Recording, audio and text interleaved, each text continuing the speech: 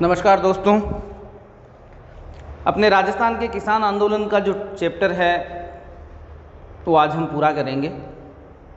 तो लगभग किसान आंदोलन आपके हो चुके। जनजातियों के अलावा एक किसान आंदोलन और रह जाता है, वो है आपके मारवाड़ किसान आंदोलन। इसको मैंने पहले इसलिए लिख दिया है क्योंकि आज तक के इतिहास में मारवाड़ किसान आंदोलन का एक ही क्वेश्चन आता है भाई, ठीक है। और उसकी चर्चा मैं बाद में करूंगा, पहले हम थोड़ा सा इसके बारे में चर्चा कर लेते हैं कि मारवाड़ का जो किसान आंदोलन हुआ था, नो डाउट राजस्थान के जितने किसान आंदोलन हुए वो बढ़ी हुई लाग और बाघ के खिलाफ ही हुए थे, ठीक है। तो वो बेगार प्रथा वगैरह वो सारे लगभग सभी जगह आपके सभी रियासतों में थी, लेकिन यहाँ पर एक स्पेशल कर लिया जाता था और वो था बिगोड़ी। ये आप जरूर मोस्ट है भाई, इसको थोड़ा ध्यान रखना, अभी तक एग्जाम में नहीं आया लेकिन कन्फर्म आ सकता है। ये लेते थे नगद भू राजस्व, नगद भू राजस्व मतलब कैश रुपए एडवांस के अंदर आपके जो कर के रूप में लिए जाते थे वो कहलाता था बिगोड़ी। और मारवाड़ किसान आंदोलन में आप कोई सा भी सम्मेलन आगे होंगे, कोई सी भी मांगे रखी जाएगी, नो डाउट वो पहली मांग यही रखेंगे कि बिगोड़ी जो है उसको समाप्त किया जाए। तो अब मैं आपको फिर कह रहा हूं, आप सिर्फ एक चीज याद कर लो, बिगोड़ी का संबंध किससे है? मारवाड़ किसान आंदोलन से। बिगोड़ी क्या है? नगद भू राजस्व कर, नगद भू राजस्व कर। मेरे हिसाब से अगर इतना आपके तैयार है तो मारवाड़ में पहला पॉइंट तो अपने तैयार हो ही गया। अब देखिए, मारवाड़ किसान आंदोलन का जो प्रारंभ है वो ऐसे माना जाता है कि भारत में लगभग उस समय 550 के आसपास रियासतें थी और रियासतों के राजा थे, उनको लगभग अंग्रेजों ने स्वतंत्र ही छोड़ रखा था। तो वहाँ के जो रियासतों के बुद्धिजीवी जो भी लोग थे, जो स्वतंत्रता संग्राम से संबंधित थे, XYZ जो भी थे, उन्होंने पूरे भारत के अंदर जितनी भी रियासतें हैं उन रियासतों के 2, 4, 5 व्यक्तियों को मिलाकर एक संघ बनाया था 1927 में। यहाँ लिखा हुआ देखो 1927 में अखिल भारतीय देशी राज्य लोक परिषद। तो ये क्वेश्चन कई बार पूछा जाता है कि अखिल भारतीय देशी राज्य लोक परिषद का गठन कब हुआ था? 1927 में हुआ था, मुंबई में हुआ था, थोड़ा सा आप और देख लेना, यहां क्लियर है। तो ये क्वेश्चन तो हमें वैसे भी याद करना है क्योंकि ये तो मेरे हिसाब से प्रजामंडल के समय भी आ गया था और भी आगे आ जाएगा। 1927 में पूरे भारत की जितनी रियासतों थी उनका एक संगठन बना था, अखिल भारतीय देशी राज्य लोक परिषद। कब बना था? 1927 के अंदर। महत्वपूर्ण तिथि है आपके राजस्थान के लिए 1927। महाराजा गंगा सिंह जी 1927 में ही तो गंग नहर लेके आए थे, ये पॉइंट काम का है, इसको याद कर लेना। 1927 में ही आपके गंग नहर जो है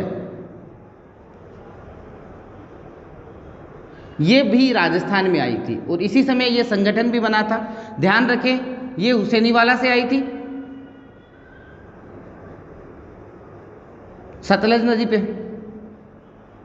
मैं आपको ये इसलिए बता रहा हूँ क्योंकि इसमें काम की चीज़ नहीं है आज वाले में, मैं थोड़ा समझाना पड़ेगा, मजबूरी है, आपको पढ़ाना पड़ रहा है। बाकी मारवाड़ किसान आंदोलन से कोई क्वेश्चन आता नहीं है अभी तक, इसलिए मैंने पहले ही लिख लिया। तो आपको थोड़ा सा मैंने एक्स्ट्रा इसलिए बताया कि 1927 में जब आप याद रखो अखिल भारतीय देशी राज्य लोक परिषद का गठन हुआ था, तो आप 1927 में ये जरूर याद रखना क्योंकि एग्जाम में सीधा आता है गंग नहर राजस्थान में कब आई? 1927 में ही गंग नहर आपके राजस्थान में आई थी।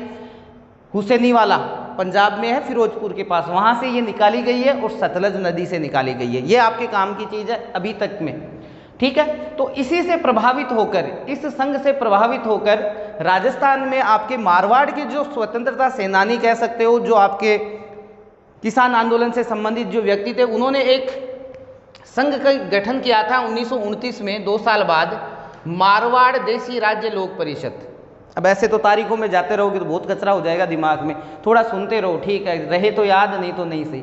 मारवाड़ देशी राज्य लोक परिषद का गठन किया गया, किस लिए? किसानों को सहायता करने के लिए।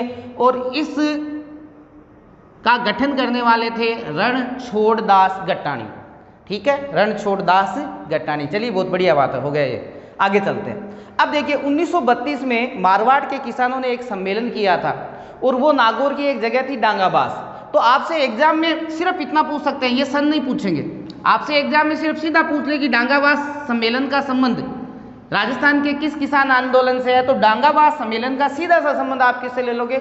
मारवाड़ किसान आंदोलन से। अगर आप में से कुछ लोग जो अभी मेरे हिसाब से राजनीति में रहे हैं या थोड़ी जानकारी रखते हैं, हमारे यहाँ से नागौर से एक सांसद हुए थे भंवर सिंह डांगाबास, लंबी लंबी मूछें थी उनके, वो गांव का नाम था उनका डांगावास। तो भंवर सिंह डांगावास जो है ना, ये गांव है, तो गांव है डांगावास। यहाँ पर एक सम्मेलन हुआ था नागौर में, नागौर का गांव है, नो डाउट आपको इतना याद रह जाएगा ना कि डांगावास नागौर का गांव है, तो किसान आंदोलन अपने आप ही क्लियर हो जाएगा।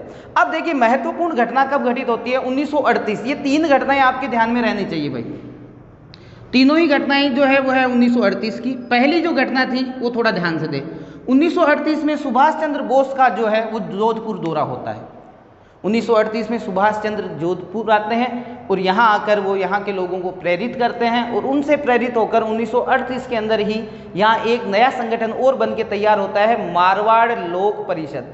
तो मैं अगर ये मिटा दूँ ना तो भी कोई फर्क नहीं पड़ेगा, ये थोड़ा सा ध्यान रखना, मारवाड़ लोक परिषद। अब आगे का जो किसानों का जो भी आंदोलन होगा उसका नेतृत्व जो करने वाला होगा वो होगा मारवाड़ लोक परिषद। इसकी स्थापना 1938 सुभाष चंद्र बोस के परामर्श से। तो सुभाष चंद्र बोस कब आए थोड़ा देख लेना आप। 1938 में आपको पता है कांग्रेस का हरिपुरा अधिवेशन हुआ था, आपने प्रजामंडल पढ़ा है, वहां पे मैंने बताया था, और इसकी अध्यक्षता करती है आपके सुभाष चंद्र बोस के द्वारा। और इस सम्मेलन में ये कहा गया था कि देशी रियासतों में अब आंदोलन तेज किया जाए। तो इस आंदोलन का हम ये कह सकते हैं कि इस कांग्रेस का हरिपुरा अधिवेशन के बाद अब आपकी जो रियासतों में किसानों को राजनेताओं के द्वारा संरक्षण दिया जाने लगा, वो उनके साथ आने लग गए, और हम कह सकते हैं कि किसान आंदोलन चरम पे चला गया। और 1938 की अगर मैं बात करूं तो आपको पता है कि प्रजामंडल आंदोलन भी आपके 1938 में शुरू हुआ था, कांग्रेस के हरिपुरा अधिवेशन के बाद। ये मोस्ट चीज़ है जो हमने प्रजामंडल में पढ़ी है, यहाँ आपको और ध्यान देना है, ठीक है। अब देखिए ये थी आपके, ये मांग कर रही थी उत्तरदायी शासन की। उत्तरदायी शासन का मतलब है कि राजा के नीचे जितने भी आपके काम करने वाले हैं वो आम जनता से चुन के जाए। तो इसकी मुख्य मांग थी उत्तरदायी शासन की। जब आपके मारवाड़ के शासक को ये पता चला तो उन्होंने क्या किया, इसमें तोड़ करने के लिए, इसका तोड़ निकालने के लिए 1941 में मारवाड़ किसान सभा का गठन किया। हमारे यहाँ के नेता थे बलदेव राम मिर्धा, इनके नेतृत्व में। तो बलदेव राम मिर्धा ने कहा कि हमें भाई उत्तरदायी शासन से कोई लेना देना नहीं है, हमें तो सिर्फ और सिर्फ करों से छूट दिला दो, ठीक है, कर से हमें माफ़ी दिला दो। तो धीरे धीरे फिर लोगों का झुकाव जो है, किसानों का झुकाव है, वो मारवाड़ किसान सभा की ओर हुआ। और यहाँ पर एक और अफवाह फैला दी गई थी कि मारवाड़ लोक परिषद के जितने भी नेता हैं, चाहे जय नारायण व्यास हो, ठीक है, मोटे मोटे जो भी नेता रहे हैं आपके, वो सारे के सारे शहरी क्षेत्र के थे। और इन्होंने कहा कि भाई जब किसानों का आंदोलन चल रहा है तो ग्रामीण क्षेत्र के व्यक्ति ज़्यादा होने चाहिए। तो इन्होंने मारवाड़ किसान सभा का गठन किया था बलदेव राम मिर्धा ने, ठीक है। इन्होंने कहा कर, इन्होंने कहा उत्तरदायी शासन, दोनों में हो गया विभाजन। यहाँ तक कोई समस्या नहीं। फिर आगे देखिए, फिर आपके एक किताब जरूर ध्यान रखें आप, गैर जरूरी लागतें। सीधा सा पूछ ले किसने लिखी है, जय नारायण व्यास। गैर जरूरी लागतों के लेखक कौन है आपके, जय नारायण व्यास। अब आपके सबसे महत्वपूर्ण 2 टॉपिक जो एग्जाम में पूछे जाएंगे, 1% भी संभावना नहीं है कि ये एग्जाम में नहीं आए, 100% आते हैं। और वो 2 है आपके चंदावला कांड। एक तो चंदावला कांड हुआ था, चंदावला कांड हुआ था, ये हुआ था पाली में, ठीक है भाई। और दूसरा जो कांड हुआ था मैं यहीं लिख देता हूं दोनों का साथ ही, और ये है डाबड़ा कांड। आपको पता है, जो तैयारी कर रहे हैं उन सबको पता है इस चीज़ का कि क्वेश्चन यहाँ से पुटअप होता है, क्वेश्चन यहाँ से पुटअप होता है, मारवाड़ प्रजामंडल के, ये इनसे कोई लेना देना नहीं होता, लेकिन हमें पढ़ना पड़ता है, हमारी मजबूरी है। तो सिंपल सी हमारे ध्यान में अगर आ जाए डांगावास वगैरह तो हम इनको सही कर सके। देखिए आपके चंदावल कांड जो है ये पाली में हुआ था, और डाबड़ा कांड है ये नागौर में हुआ था। और इन दोनों का ही संबंध मारवाड़ किसान आंदोलन से है। पहले तो देखो ये आरएस प्री में आया था, आरएस प्री में सीधा क्वेश्चन पूछा गया था कि चंदावला कांड का संबंध है मारवाड़ किसान आंदोलन से। सन में इसके मत जाना, मैं लिख जरूर देता हूं, 28 मार्च 1942। क्या हुआ था इस दिन, 28 मार्च 1942 को चंदावला जो पाली है यहाँ पर किसानों का सम्मेलन चल रहा था। वही होता है, लाठीचार्ज हुआ, कुछ किसान घायल हुए, मरे नहीं, ये बढ़िया बात है, कुछ किसान घायल हुए। फिर उन्होंने थोड़े दिनों बाद एक और सम्मेलन किया, वहाँ पे भी लाठीचार्ज हुआ। इस बात का पता गांधी जी को चला तो गांधी जी ने अपने समाचार पत्र हरिजन में इस कांड की निंदा की थी। तो चंदावला कांड अपने दिमाग में बिठाओ, चंदावला कांड पाली में हुआ था, मारवाड़ प्रजामंडल से संबंधित है, इतनी बात आपके ध्यान में रहनी चाहिए। अगला देखिए, अगला है डाबड़ा कांड। डाबड़ा कांड है, इसकी तो आपको तारीख तक याद करनी पड़ेगी भाई, 13 मार्च 1947, ये लीजिए 13 मार्च 1947 को हुआ था डाबड़ा कांड। मैं आपको बता देता हूँ, मैं डीडवाना में रहता हूँ, हमसे जस्ट 15 या 20 किलोमीटर दूरी पर है डाबड़ा गांव। तो हमारे लिए तो बहुत इजी वे में है ये क्वेश्चन की डाबड़ा कहाँ है। तो डाबड़ा कांड जो है वो मारवाड़ किसान आंदोलन के अंतर्गत हुआ था। हुआ वही काम, यहाँ डाबड़ा के अंदर किसानों की सभा चल रही थी, मारवाड़ के जो शासक है उसके, हम ये कह सकते हैं उसके सेना के द्वारा आक्रमण किया गया और यहाँ पर 2 व्यक्ति, मुख्य रूप से 6 व्यक्ति शहीद हुए थे। 2 के नाम फेमस है, चुन्नीलाल शर्मा, ये हर एग्जाम में पूछा जाता है भाई, चुन्नीलाल शर्मा, और एक जग्गू जाट। एक कौन था आपके? जग्गू जाट। तो आपको ये नाम याद करना है, चुन्नीलाल शर्मा, ठीक है। फिर 1948 में आपके 46-47 के अंदर उत्तरदायी शासन की स्थापना हो गई, मारवाड़ किसान आंदोलन समाप्त हो गया। मोटी मोटी बात समझ में आई? मैंने ज़्यादा इस पर आपका ध्यान इसलिए नहीं, मैं इसको और अच्छी तरह समझाता आपको, लेकिन मेरे को पता है यहाँ से क्वेश्चन पुटअप होता नहीं है, तो हमें उतना ही याद करना है जो एग्ज़ाम में आने लायक है। आप जब रिव्यू देखोगे ना वो, तो आप देखोगे कि बस एक तो ये और एक ये, ठीक है। अब इसी मारवाड़ के अंदर एक और छोटा सा आंदोलन हुआ था और वो था तोल आंदोलन। तोल आंदोलन आपको पता तोलने से संबंधित है। 100 शेर का 80 शेर के अंदर वो सामान लेने लग गए थे। आपको कुछ नहीं करना, इसकी ज़्यादा व्याख्या नहीं करनी, आपको इतना याद रखना है तोल आंदोलन है वो मारवाड़ किसान जो आंदोलन है उससे संबंधित है। तो या आपसे पूछा जाएगा कि तोल आंदोलन कहाँ हुआ, तो आपको बताना है कि ये हुआ था मारवाड़ में, या हम कह सकते हैं जोधपुर में। तो कुल मिला के मैंने मोटा मोटा आपको मारवाड़ प्रजामंडल समझा दिया। मैं फिर कहता हूँ, मारवाड़ प्रजामंडल के 4 क्वेश्चन आप याद करो। पहला है बिगोड़ी, आपसे पूछा जाएगा बिगोड़ी क्या है। बिगोड़ी एक कर है, कौन सा कर है? भू, आपके नगद भू राजस्व कर। पहला तो ये पॉइंट क्लियर हो ही गया। दूसरा है अखिल भारतीय देशी राज्य लोक परिषद, इसकी स्थापना 1927 में हुई थी, ठीक है, मुंबई में हुई थी, याद रहना ये जरूरी है। आपको इससे ज़्यादा याद रखना जरूरी है कि 1927 में एक घटना और हुई थी, गंग नहर आई थी हमारे, कहाँ से आई थी? हुसैनीवाला से। कौन लेके आए थे? गंगा सिंह जी लेके आए थे। और कौन सी नदी पर? सतलज नदी पे, ठीक है। अब यहाँ से मैं थोड़ा सा नीचे वाला मिटा देता हूँ क्योंकि काम की चीज़ अब यहाँ से लेते हैं अपन। ये देखो, इसको आप नोट जरूर कर लेना, याद रहे तो ठीक है, नहीं तो इतना कोई ज़्यादा टेंशन मत लेना भाई, इसमें से एग्जाम में क्वेश्चन नहीं आते, मोटी बात ये है। अब आगे सुने, आपके वीडियो के एग्जाम में अभी 2022 में ही तो हुआ था ना, 21-22 का जो भी वीडियो का जो एग्ज़ाम हुआ था उसमें क्वेश्चन आया था कि अखिल भारतीय देशी राज्य लोक परिषद का 6वां अधिवेशन उदयपुर में हुआ था। कब हुआ था? 1946।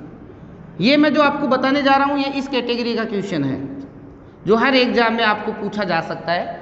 अखिल भारतीय देशी राज्य लोक परिषद का कौन सा अधिवेशन? 6वां अधिवेशन। कहाँ हुआ?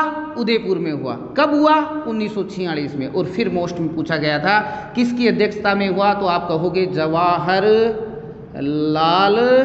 नेहरू। इस क्वेश्चन को अपने दिमाग में सेट कर लो, ये क्वेश्चन हर एग्जाम में घुमा फिरा के पूछा जाता है। आपसे पूछा जाएगा कि अखिल भारतीय देशी राज्य लोक परिषद का, क्योंकि ये पूरे भारत का संगठन था तो एक बहुत बड़ी बात है कि इसका सम्मेलन राजस्थान में हो रहा है। आपसे पूछा जाएगा इसका कौन सा सम्मेलन हुआ, ये याद करना, 6वां हुआ। कहाँ हुआ? उदयपुर में हुआ। कब हुआ?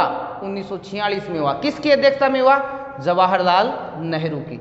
बहुत ही मोस्ट क्वेश्चन बता रहा हूँ, इसको आपको याद करना ही है। अखिल भारतीय देशी राज्य लोक परिषद का 6वां अधिवेशन उदयपुर में 1946 में हुआ था। किसकी अध्यक्षता में? तो आप सीधा कहोगे जवाहरलाल नेहरू की अध्यक्षता में। फिर आप देखिए, ये तो आपको याद करना ही है, अब इसको मिटा देते हैं। अब हम आ जाते हैं मारवाड़ किसान आंदोलन पे। मोटा मोटा जो आपको याद करना है, पहला पॉइंट आपने याद कर लिया। दूसरा आपको याद करना है कि तोल आंदोलन कहाँ हुआ। मैं 4 क्वेश्चन अब आपको बताने जा रहा हूँ, ये चारों आपको याद करना है। तो आपको याद करना है कि तोल आंदोलन कहाँ हुआ, आप सीधा कहोगे जोधपुर में हुआ। इसकी व्याख्या करने की कोई आवश्यकता नहीं है। राजा जो आपके सामंत वगैरह थे वो 80 की जगह 80, पहले 100 तोला होता था उसको 80 कर दिया, तोल में कम कर लेने लगे, ऐसा कुछ हो गया इनके बीच में। अब इसके अलावा आपको 2 कांड याद करने हैं। पहला देखिए आपके चंदावला कांड। तो आपसे पूछा जाए चंदावला कांड कहाँ, तो आप कहोगे पाली। दूसरा आपको याद करना है डाबड़ा कांड। डाबड़ा कांड कहाँ, तो हम कहेंगे नागौर। मोलासर है हमारे यहाँ, मोलासर के जस्ट पास में। फिर आपसे पूछा जाएगा कि चंदावला कांड, वैसे एग्जाम में आपको तारीख वगैरह नहीं पूछी जाएगी, फिर ज़्यादा आप टेंशन ना लें। 28 मार्च 1942 को ये हुआ था और ये हुआ था 13 मार्च, महीना तो सेम ही चल रहा है, 1947 को हुआ था। ठीक है, आपसे पूछा जाएगा डाबड़ा कांड कब हुआ, ये तारीख आपको हर एग्जाम में पूछी जा सकती है, इसको रट लेना। 13 मार्च 1947, यहाँ वाली तारीख याद करने की इतनी ज़रूरत नहीं है आपको। डाबड़ा कांड तो याद होना ही चाहिए। डाबड़ा कांड हुआ था 13 मार्च 1947। यहाँ पे जो शहीद हुए उनका नाम था चुन्नीलाल शर्मा, और आप देखोगे कि इनके नाम को बहुत बार पूछा गया। मैंने वहाँ 2 नाम बताए थे, एक जग्गू जाट भी बताया था, मैं अभी एक ही नाम लिख रहा हूँ यहाँ पे। आपको याद रखना है चुन्नीलाल शर्मा का संबंध जो है वो डाबड़ा कांड से। आपसे पूछा जाएगा कौन शहीद हुए, चुन्नीलाल शर्मा, एक बड़े नेता थे तो इनका नाम आ गया था। यहाँ क्या हुआ था, यहाँ लाठीचार्ज, ज़्यादा कुछ नहीं हुआ था, लाठीचार्ज हुआ था। आपसे सीधा पूछा जाएगा चंदावला कांड का संबंध राजस्थान के किस किसान आंदोलन से, आपको सीधा उत्तर करना है मारवाड़ किसान आंदोलन। तो इसी के साथ एक छोटा सा आंदोलन रह गया, और आपको मैं जानकर बड़ी खुशी होगी, है छोटा सा लेकिन क्वेश्चन बहुत आते हैं उस किसान आंदोलन से, और वो है मेवाड़ का जाट आंदोलन। अब जो मोस्ट आ रहे हैं, अब मैं यहाँ से पढ़ाना शुरू कर रहा हूँ, थोड़ा क्लास में बिल्कुल ध्यान से सुनते रहना। अब मारवाड़ वाले में सिर्फ अगर जो नए तैयारी कर रहे हैं ना, अगर वो तो डाबड़ा कांड याद कर लो तो ये अपना काम हो जाएगा। डाबड़ा कांड बहुत बार पूछते हैं एग्जाम में। चलिए अब आगे पढ़ते हैं। अपन पढ़ रहे हैं आपके जाट किसान आंदोलन।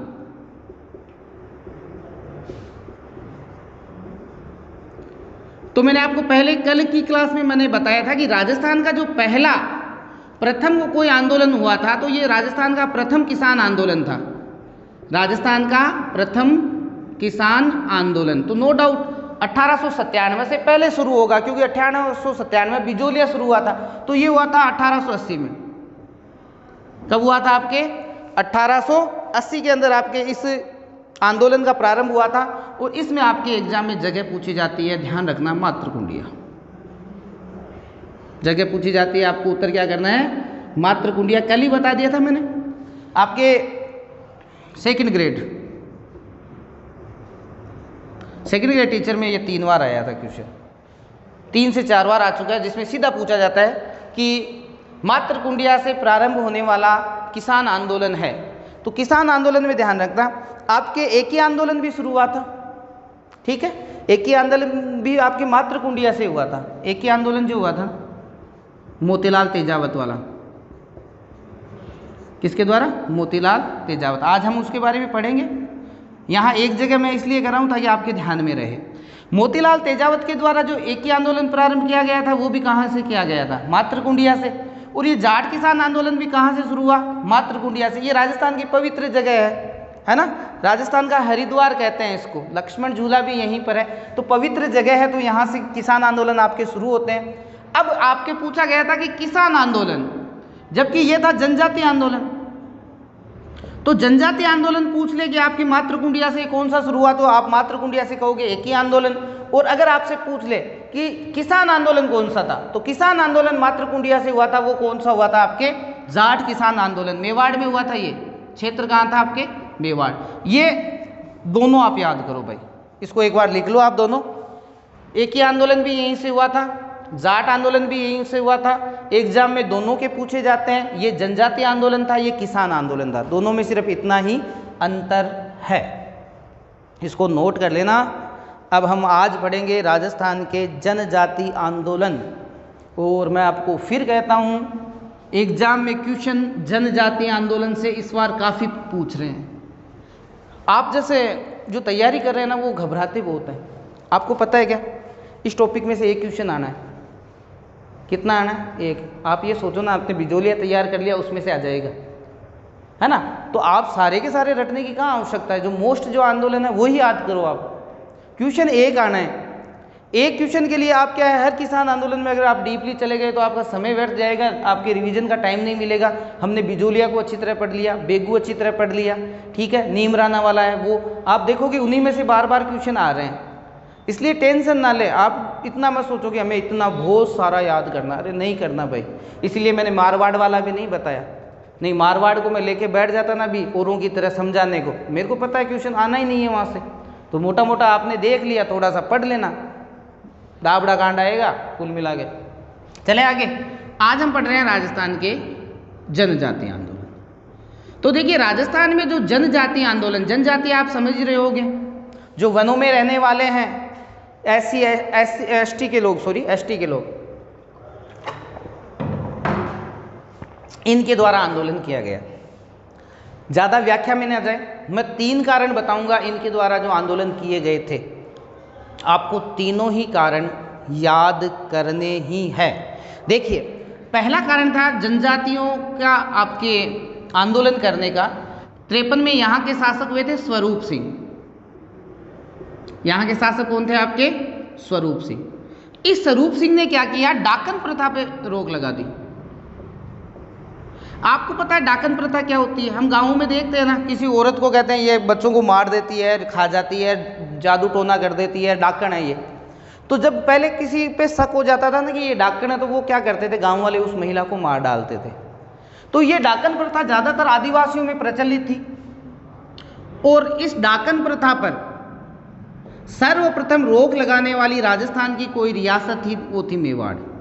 तो मोस्ट इंपोर्टेंट क्वेश्चन है भाई, जनजातियां चाहती थी कि हमारे आंतरिक मामलों में किसी भी लोगों का इंटरफेयर नहीं हो। ये वनों में रहते थे, अपनी आदत है, अपने हिसाब से जीते थे भाई, अपनी लुगाई को डाकन कहे नहीं कहे ये इनकी मर्जी थी। लेकिन अंग्रेजों ने किया सुधार, उल्टा हो गया, विरोध हुआ इस चीज़ का। तो पहला विरोध का कारण आपको याद करना है। पहला विरोध का कारण क्या करोगे आप? 1853 स्वरूप सिंह जी ने डाकन प्रथा पे रोक लगाई। आपसे एग्जाम में पूछा जाएगा डाकन प्रथा पर सर्वप्रथम रोक लगाने वाली रियासत, आप कहोगे मेवाड़। और डाकन प्रथा का सबसे ज़्यादा प्रचलन किन में है? आदिवासियों में। पहला काम विरोध करने का। दूसरा काम क्या हुआ? आपको पता है एक वृक्ष है जिसको आप ये कहते हैं महुआ का वृक्ष, जिसको आदिवासियों का कल्प वृक्ष कहते हैं। आदिवासियों का कल्प वृक्ष। मैं जो बता रहा हूँ ना फालतू की कोई चीज़ नहीं है भाई, ये सारा याद करना है। मैं कारण और भी बता सकता था फालतू के, लेकिन मैं आपके सिर्फ जो आपके काम आए वो बता रहा हूँ। महुआ, इसको आदिवासियों का कल्प वृक्ष कहते हैं। आपको पता है आदिवासी महुआ से शराब बनाते हैं, ठीक है। आदिवासी क्या करते हैं? महुआ से शराब बनाते हैं, मुफ्त की शराब बना के पी लेते थे। अंग्रेज़ों ने क्या किया? इस पे रोक लगा दी अंग्रेज़ों ने, और यहाँ के शासक ने कहा नहीं भाई महुआ का आप यूज नहीं कर सकते, परमिशन बिना नहीं काट सकते। तो महुआ पर आपके इन्होंने क्या कर दी? रोक लगा दी। तो आदिवासियों में इनका विरोध होना स्वाभाविक था। आपको क्या याद करना है? महुआ पे रोक लगा दी, ये कोई मतलब नहीं है। आपको याद रखना है आदिवासियों का कल्प वृक्ष। देखिए आपके दक्षिणी राजस्थान की अगर मैं बात करूँ ना, तो दक्षिणी राजस्थान में एक सीता माता अभ्यारण्य है भाई, है ना, जो जाना जाता है किसके लिए? उड़न गिलहरी। ये उड़न गिलहरी आपके वन विभाग का कोई एग्जाम था, उसमें क्वेश्चन पूछा गया था कि उड़न गिलहरी किस पेड़ पे रहती है? महुआ पे रहती है। ये महुआ का धीरे धीरे थोड़ा थोड़ा रस पीती रहती है, तो फिर अपने आप ही आपको पता है दारू पीने के बाद आदमी तो उड़ने लग ही जाता है। तो ये गिलहरी भी उड़ने लग गई, तो इसका नाम हो गया उड़न गिलहरी। आपको भी याद रखना है उड़न गिलहरी कहाँ रहती है? महुआ के वृक्ष पे। दोनों याद रह जाएंगे।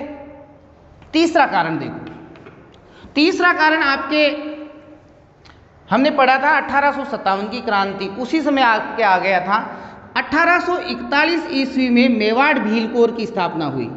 मेवाड़ भील कोर। देखिए मेवाड़ भील कोर जो है ना, ये मुख्य रूप से, ये मत मानना कि इसमें भीलों के सैनिक ज़्यादा थे, ऐसा कुछ नहीं। इसका भीलों पर अंकुश रखने के लिए मुख्य रूप से इसका निर्माण किया गया था। तो 1941 में मेवाड़ भील कोर की स्थापना हुई, ये सन पूछी जाती है। अब मेवाड़ भील कोर की स्थापना हुई तो सीधी सी एक बात है, सारा का सारा जो प्रशासन है वो अंग्रेजों के पास चला गया। मेवाड़ भील कोर की स्थापना अंग्रेजों ने की थी, है ना। खेरवाड़ा उदयपुर में इसका मुख्यालय था।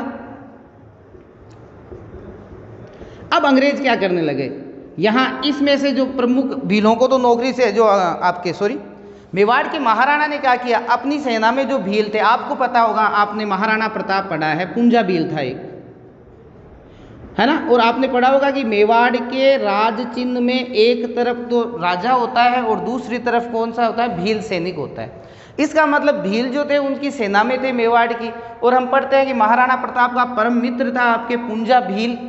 तो मेवाड़ की सेना में भीलों की संख्या बहुत ज़्यादा थी, लेकिन अब इस मेवाड़ भील कोर की स्थापना अंग्रेजों ने की, अपने सैनिक इसमें भर्ती किए बार बार से लाकर। तो धीरे धीरे मेवाड़ की सेना से क्या हुआ, फिर भीलों को निकालने लग गए और अब हो गए भील बेरोजगार। तो इस हिसाब से ये 3 प्रमुख कारण थे। और बाकी कारण तो है वो कचरा है कि भाई वनों पर उनका अधिकार हटा दिया, शहद वहद ये वो XYZ, कुछ मतलब नहीं। मैं यहाँ बताना क्या चाह रहा हूँ, मैं ये बताना चाह रहा हूँ मेवाड़ भील कोर की स्थापना 1941 में हुई थी। इसका मुख्यालय है खेरवाड़ा उदयपुर। इसकी स्थापना के बाद भीलों की संख्या जो मेवाड़ सेना में ज़्यादा थी वो कम होने लग गई। तो भीलों में क्या हुआ, असंतोष हुआ। और ये पुंजा भील आपको थोड़ा ध्यान रखना है, महाराणा प्रताप का प्रमुख सैनिक था। 3 कारण बताए, तीनों ही अकॉर्डिंग एग्जाम बताए हैं मैंने आपको, कोई भी फालतू की बात नहीं है। तो तीनों ही कारण आपको याद करने हैं। अब देखिए राजस्थान के जनजातीय आंदोलन की अगर मैं बात करता हूँ, तो देखिए राजस्थान के जनजातीय आंदोलन में आपके शुरुआत कारण तो मैंने बता दिया था कि आदिवासियों के मुख्य रूप से आपके जो कारण थे वो आपके सामने आ गए। देखिए भारत की या राजस्थान में अगर हम कहें कि जनजातीय आंदोलन के प्रणेता का अगर नाम आता है तो वो आता है आपके स्वामी दयानंद सरस्वती। पहले मैं इनके बारे में बताऊंगा आपको, स्वामी दयानंद सरस्वती। तो राजस्थान के जितने भी जनजातीय आंदोलन हुए वो इनसे प्रभावित रहे थे, आपके स्वामी दयानंद सरस्वती से। स्वामी दयानंद सरस्वती कौन? स्वामी दयानंद सरस्वती वही थे जिन्होंने 1875 ईस्वी में आर्य समाज की स्थापना की थी। सारे ही पॉइंट मोस्ट है। आर्य समाज की स्थापना का प्रमुख उद्देश्य क्या था? शुद्धिकरण, या आप इसको कह सकते हो शुद्धि आंदोलन। ये शुद्धि आंदोलन क्या होता है? शुद्धि आंदोलन का अभिप्राय क्या है कि अंग्रेज जो मिशनरी थी वो भारत में आई और उन्होंने क्या किया, जो आदिवासी क्षेत्र थे उनको निशाना बनाया, वहाँ पे अपने धर्म का प्रचार किया और उन गरीब आदिवासियों को बहला फुसला कर उन्होंने ईसाई धर्म में उनको कन्वर्ट करने की कोशिश की। और उनको बचाने के लिए जो स्वामी दयानंद सरस्वती के द्वारा जो आंदोलन चलाया गया था वो था शुद्धि आंदोलन। तो भारत में शुद्धि आंदोलन के आप ये कह सकते हो पहले व्यक्ति यही थे। आपके लोक देवताओं में शुद्धि आंदोलन रामदेव जी ने चलाया था। लोक देवताओं में शुद्धि आंदोलन किसने चलाया था? रामदेव जी के द्वारा चलाया गया था। अब देखिए स्वामी दयानंद सरस्वती के आपके राजस्थान के संबंध में ही है ये, क्योंकि ये राजस्थान में कुछ समय रहे थे तो इनके क्वेश्चन पूछे जाते हैं। देखिए नंबर 1, स्वामी दयानंद सरस्वती के द्वारा एक पुस्तक लिखी गई थी जिसका नाम था सत्यार्थ प्रकाश। पुस्तक का नाम क्या था? सत्यार्थ प्रकाश। ये एग्जाम में बहुत बार पूछी जाती है। स्वामी दयानंद सरस्वती ने जो नारा दिया था वो था वेदों की ओर चलो, वेदों की ओर चलो। समझ में आ रही है मेरी बात? आपको ये याद करने हैं सारे पॉइंट। जनजातीय आंदोलन से पहले थोड़ा इनका देख लेते हैं, क्योंकि जनजातीय आंदोलन के जनक माने जाते हैं आपके स्वामी दयानंद सरस्वती। स्वामी दयानंद सरस्वती ने 1875 में स्थापना की थी आर्य समाज की। आर्य समाज का मुख्य काम क्या था? शुद्धि आंदोलन चलाना, अर्थात जो जातियाँ कन्वर्ट हो रही है, हिंदू धर्म छोड़ के जा रही है, उनको वापस हिंदू धर्म में लाना। इनके द्वारा लिखित पुस्तक का नाम है सत्यार्थ प्रकाश। और इनका जो नारा था, इन्होंने जो स्लोगन दिया था वो था आपके वेदों की ओर चलो। किसकी ओर चलो? वेदों की ओर। अब देखिए स्वामी दयानंद सरस्वती का किसी ना किसी एग्जाम में तो क्वेश्चन कन्फर्म आता है राजस्थान के संदर्भ में। तो मैं आपको बता देता हूँ कि स्वामी MDS महर्षि दयानंद सरस्वती यूनिवर्सिटी अजमेर में है, आपको पता होगा MDS यूनिवर्सिटी। तो महर्षि दयानंद सरस्वती, इनके बारे में कहते हैं 3 बात। देखिए ये 3 बार राजस्थान आए थे। कितनी बार आए? दयानंद सरस्वती राजस्थान कितनी बार आए थे? आपके 3 बार। ये आपको याद करना है। नंबर 1, पहली बार ये आए थे करौली। सन में मत जाना, 1865 की बात है, तो आप सन याद मत करें, आपको सिर्फ इतना याद करना है, करौली आए थे। उस समय करौली के जो शासक थे उनका नाम था मदन पाल। तो ये पाल वाला तो मैं पहले ही कह चुका, ये तो करौली में आते हैं। यहां पर दयानंद सरस्वती ने 4 स्व का नारा दिया था। कौन से 4 स्व? स्वराज्य, स्वधर्म, स्वराष्ट्र, स्वभाषा। आपको अगर पूछ ले, थोड़ा मोस्ट भी है भाई, याद रखना जो बता रहा हूँ, थोड़ा ध्यान रखना। आपसे पूछे दयानंद सरस्वती ने 4 स्व का नारा जो है वो कहाँ दिया था, तो आपको ध्यान रखना है करौली में दिया था। इन्होंने स्वराज्य की मांग, स्वराज्य, स्वधर्म, स्वराष्ट्र और स्वभाषा। क्लियर हो गया? अगला देखिए, फिर आए अगला इनका जो दौरा था, ये दोनों नीचे लिख देता हूँ, स्वराज्य, स्वधर्म, स्वराष्ट्र और स्वभाषा। इसको आप नोट करते रहना साथ साथ में। दूसरी बार, सेकंड बार आपके स्वामी दयानंद सरस्वती थे, वो आपके 1883 के अंदर राजस्थान आए थे, और इस समय ये आए थे उदयपुर। इस समय कहाँ आए थे? आपके उदयपुर आए थे। बहुत ही मोस्ट चीज़ है भाई, मोस्ट इसलिए है कि सेकंड ग्रेड के एग्जाम में अगर आप रिव्यू मेरे हिसाब से आप लगभग आपने सबने खरीद ली होगी।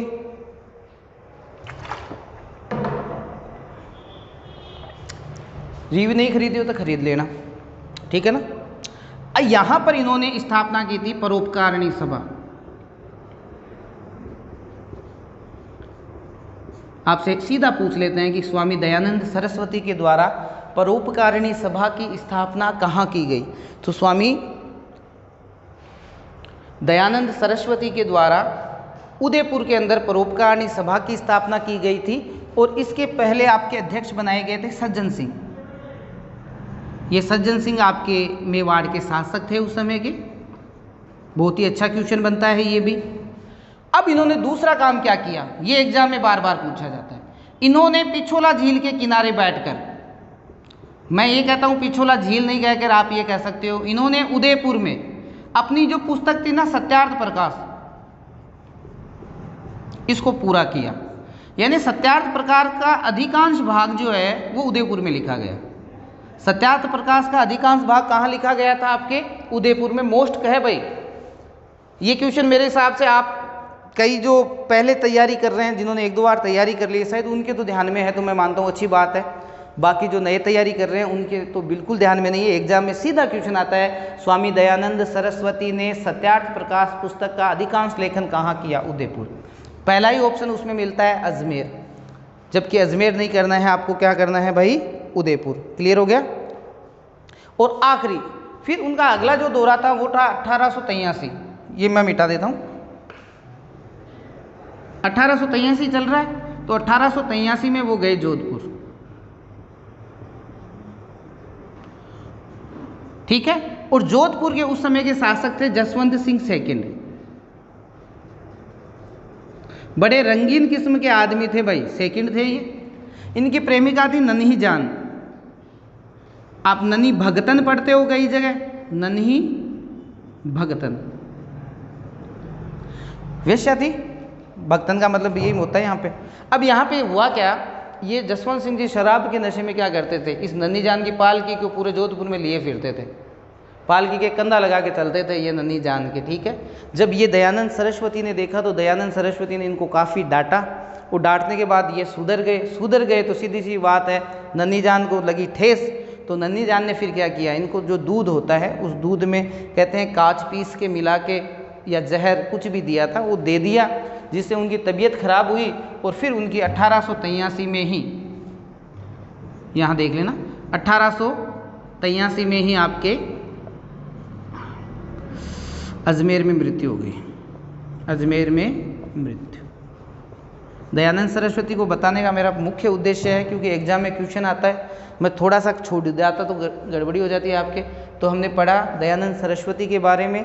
दयानंद सरस्वती जनजाति आंदोलन के अपने राजस्थान में प्रणेता माने जाते हैं, उन्हीं के आशीर्वाद से कह सकते हैं उन्हीं से प्रभावित होकर राजस्थान में ये जनजातीय आंदोलन हुए थे। और जनजातीय आंदोलनों में मैंने आपको बताया था उनके द्वारा स्थापित 1875 की एक संस्थान है जिसका नाम है आर्य समाज। आर्य समाज क्या करता था? शुद्धि आंदोलन। क्योंकि आगे जब आप आंदोलन पढ़ोगे, भगत आंदोलन पढ़ोगे या कोई भी आंदोलन पढ़ोगे, तो वहाँ शुद्धि जो आपके आंदोलन की अगर बात करें ना, तो वो वहाँ पे पूछा जा सकता है। ठीक है कि भाई आदिवासियों में शुद्धि आंदोलन किसने चलाया? तो नो डाउट जो पहला आपके आंदोलन हुआ था ना, गोविंद गिरी वाला भगत आंदोलन, तो गोविंद गिरी का मुख्य उद्देश्य, क्योंकि गोविंद गिरी सबसे ज़्यादा जो प्रभावित थे वो दयानंद सरस्वती से थे, तो इनकी जो सारी की सारी बातें हैं ना, ये स्वराज्य या शुद्धि आंदोलन, वो सारा का सारा किसने अपनाया? क्योंकि वो भी एक तरह के साधु की तरह ही थे, गोविंद गिरी भी, तो उन्होंने भी ये का ये अपनाया। तो ये विशेषताएं सारी आपके अगर अकॉर्डिंग आंदोलन पूछी जाएगी ना, तो ये भगत आंदोलन में चली जाएगी। इसलिए आपको याद रखना है, आपको क्या पूछ लें कि भाई स्वराज्य, ठीक है ना, और शुद्धि आंदोलन निम्न में से किस जनजातीय आंदोलन में चलाया गया था? तो स्वराज्य की मांग या शुद्धि जो होगी वो भगत आंदोलन होगा आपके, ठीक है ना। शुद्धि से संबंधित जो काम किया था वो किसने किया था? आपके गोविंद गिरी ने किया था, और गोविंद गिरी सबसे ज़्यादा प्रभावित थे दयानंद सरस्वती से। फिर आप ध्यान रखें, दयानंद सरस्वती मुख्य 3 दौरे थे। 1865 सन में मत जाओ, आपको ध्यान रखना है, पहले वो करौली में आए थे, ठीक है। करौली में उन्होंने 4 स्व की जो वो रखे थे नारा, स्वराज्य, स्वधर्म, स्वराष्ट्र और स्वभाषा, यहाँ खत्म। दूसरे वो कब कहाँ गए थे? उदयपुर। उदयपुर में उन्होंने परोपकारिणी सभा की स्थापना की। मैं इसको इस श्रेणी का क्वेश्चन मानता हूँ, आपसे पूछा जाएगा दयानंद सरस्वती ने, ठीक है। सन में मत जाना, सिर्फ इतना ध्यान रखना, दयानंद सरस्वती ने परोपकारिणी सभा की स्थापना कहाँ की? आपको पहला ही ऑप्शन मिलेगा अजमेर, क्योंकि ज़्यादातर हम उसके जीवन को अजमेर से ज़्यादा पढ़ते हैं, तो आपको ध्यान रखना है। तो ये आपके उदयपुर में की थी, और इन्होंने अपनी सत्यार्थ प्रकाश का अधिकांश जो भाग है वो भी कहाँ लिखा? उदयपुर में। ये आया हुआ है 2nd ग्रेड। सब अजमेर करके आए थे, मैंने किया था उसमें उदयपुर। क्लियर है ना? सबने कहा कि अरे यार ये तो आपके इनका तो लगभग जीवन ही अजमेर वाला था। मैंने कहा ये मामला ही तो, अगर ऐसा ही सिंपल क्वेश्चन होता ना, तो पागल थोड़ी आरपीएससी वाला जो आपको देता कि आप तोरा ठोको और उत्तर सही करके आ जाओ, ऐसा नहीं। तो इन्होंने कहाँ लिखी थी? ये उदयपुर में लिखी थी। जोधपुर में आपको ध्यान रखना है, जोधपुर के शासक जसवंत सिंह सेकंड थे। इनकी प्रेमिका नन्हीजान भक्तन, इनने इनको जहर दिया और इनकी मृत्यु कहाँ हो गई थी? आपके अजमेर में। तो राजस्थान में जनजातीय आंदोलन पढ़ने से पहले स्वामी दयानंद सरस्वती, महर्षि दयानंद सरस्वती के बारे में थोड़ा सी हमने चर्चा कर ली थी, क्योंकि ये आंदोलन जो है ना वो 15 मिनट के आंदोलन है। हम पहले आंदोलन जो पढ़ेंगे, मोस्ट आंदोलन है, वो है भगत आंदोलन। आदिवासियों का पहला जो आंदोलन हुआ था वो हुआ था आपके भगत आंदोलन। भगत आंदोलन के एग्जाम में आपको सीधा पूछा जाता है प्रणेता कौन थे? गोविंद गिरी।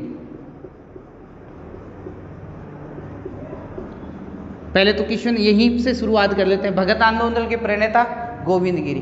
अब देखिए, गोविंद गिरी के बारे में एग्जाम में पूछा जाता है क्या पूछा जा रहा है, आगे भी जाएगा, किस जाति से थे? तो बंजारा थे। कारण क्या? क्योंकि हमारे दिमाग में एक ही चीज सेट हुई है, जो नए तैयारी कर रहे हैं उनके एक ही सेट है कि गोविंद गिरी, अरे इन्होंने तो भीलों में आंदोलन किया था, भीलों को सुधारने के लिए इन्होंने काम किया, तो नो डाउट ये भील जाति से होंगे, है ना। भील नहीं थे ये क्या थे? बंजारा, ये ठीक है। इनका जन्म बासिया गांव डूंगरपुर में हुआ था, बासिया गांव डूंगरपुर। जाति से ये बंजारे। अब क्या हुआ, इनकी शादी वगैरह हो गई, इनकी पत्नी की भी डेथ हो गई, इनके बच्चे की भी डेथ हो गई, अकेले रह गए। तो फिर इन्होंने क्या किया? इन्होंने सीधा सा घर द्वार त्याग दिया और समाज सुधार के काम में लग गए।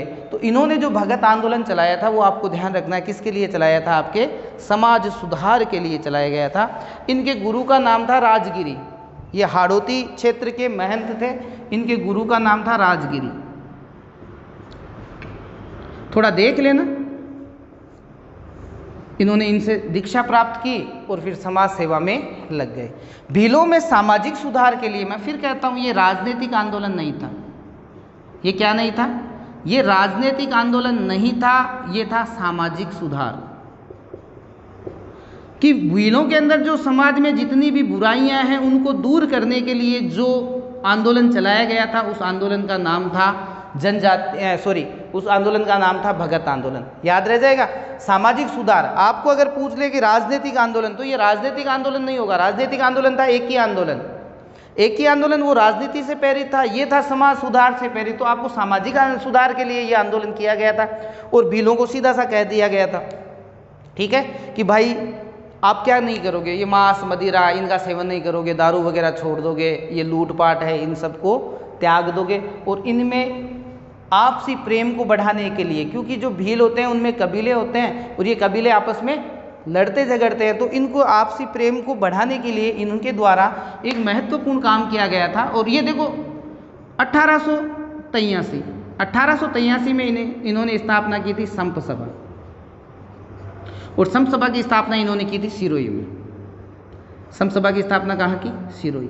ये भी मोस्ट, जिस दिन आ गया ना तो डूंगरपुर बांसवाड़ा में अटक के रह जाओगे।